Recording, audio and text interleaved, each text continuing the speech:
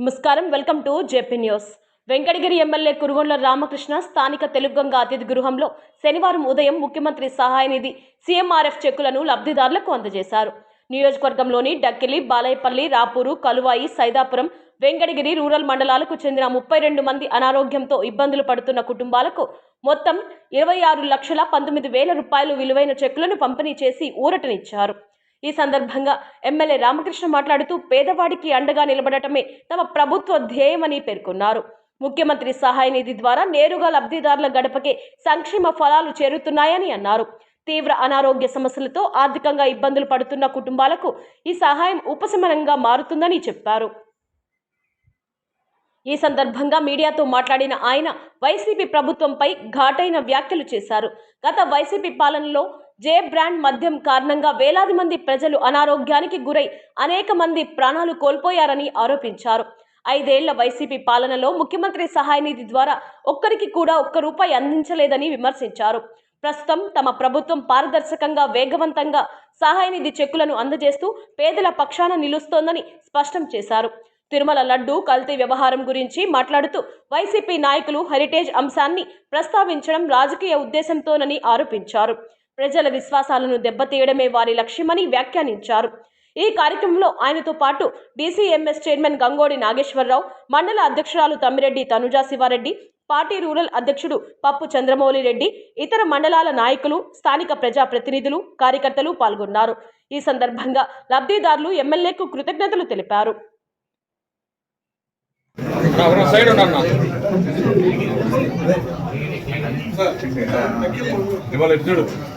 మామూరు రత్నమ్మ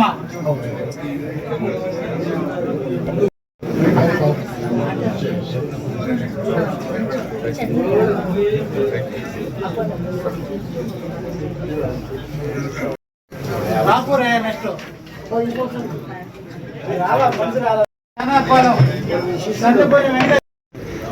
రాపూర్ శివారెడ్డి రాపూర్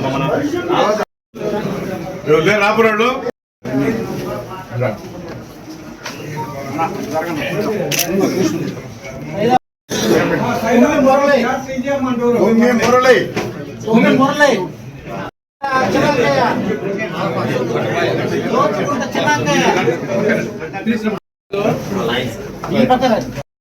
సుశీల గురు బ్రహ్మ మంజుల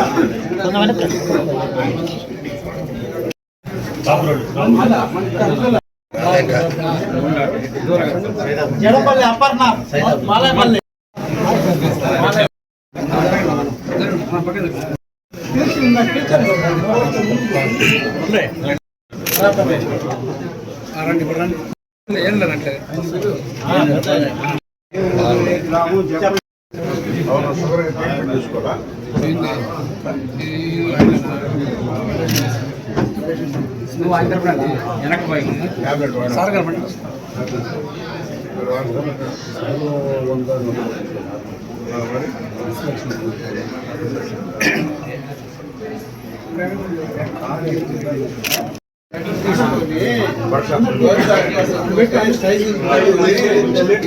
లేదు ఇంకా డబ్బులు పెట్టుకోగలుగుతా ఉంటే మెడ్రాస్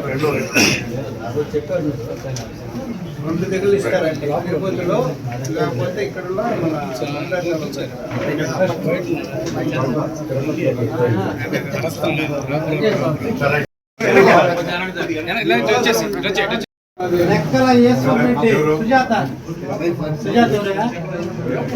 మా సుజాత ఎవరమ్మా? ఆదినారాయణ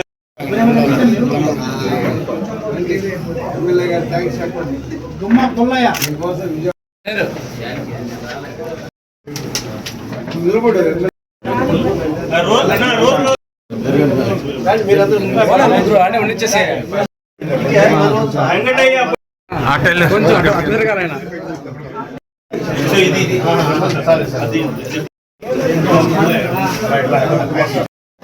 గుమ్మ పుల్లయ్య అసలు ప్రోగ్రామ్ అంతా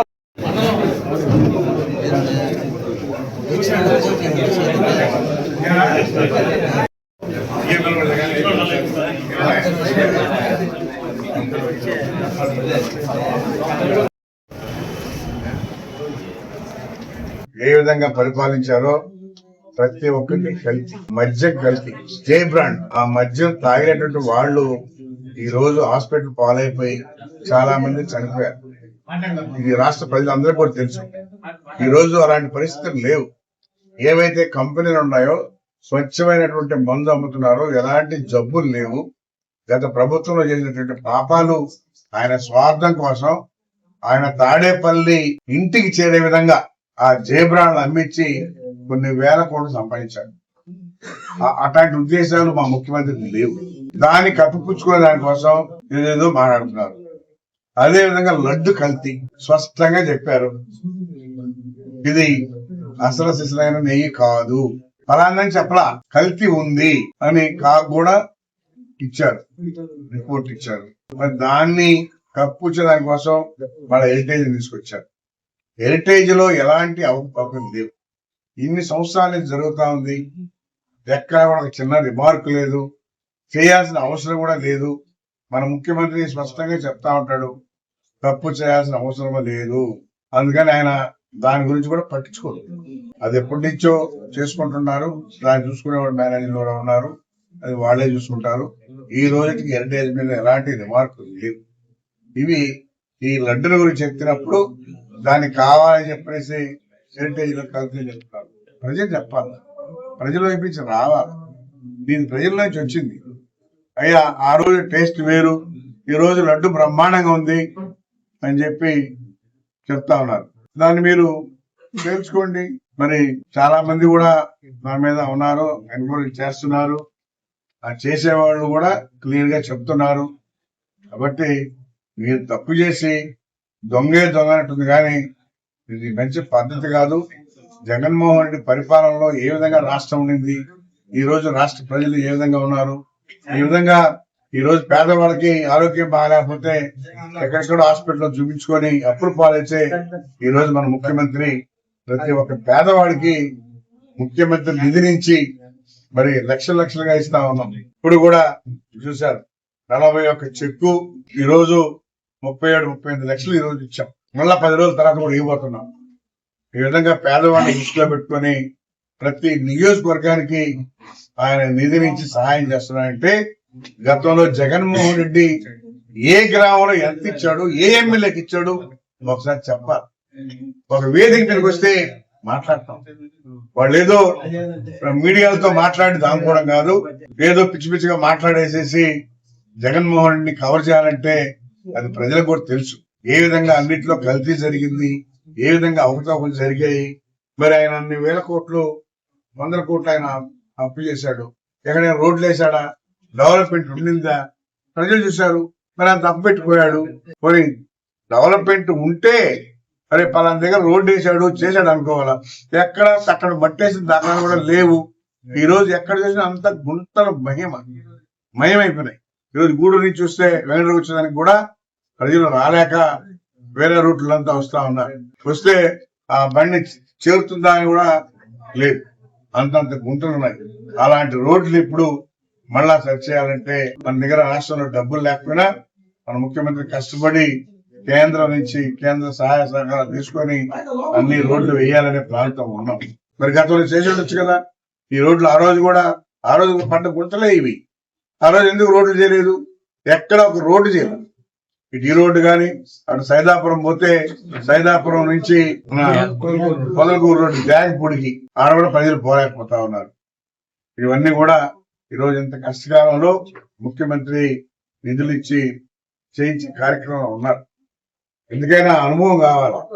ఏమి లేకుండా ముఖ్యమంత్రి అయిపోయి ఈ రాష్ట్ర ప్రజల మీద భారం పెట్టాడు, కానీ ఆయన ఇక్కడ ఏం సుఖపెట్టింది ఏమి లేదని చెప్పి కూడా తెలియజేస్తాం.